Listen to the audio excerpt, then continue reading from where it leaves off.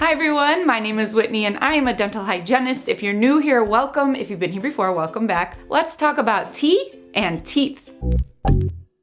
The interesting thing about tea is that it can be both good and bad for your teeth. For example, green tea specifically is actually pretty good for your gums, your gingival health. However, most teas cause tooth staining, which isn't great, right? So let's talk more about the good and the bad and the best ways for you to drink tea to better benefit your mouth. As the old saying goes, sometimes it's possible to have too much of a good thing. You never want to overdo anything, so that's something to definitely keep in mind throughout this whole video. Everything in moderation is key. Another thing to keep in mind is that tea usually isn't just tea when most people drink it. Lots of times people will add other things to their tea like honey, sweeteners, etc., which are all cavity-causing sweets. So stuff like that will completely offset this video's information. So please remember that we are talking about just plain tea with no additives. And the last thing to keep in mind is how often you're sipping on tea, because that will determine the contact time that the liquid has on your teeth. So hypothetically, it might be better to drink more tea in less time than it is to drink less tea over a longer period of time.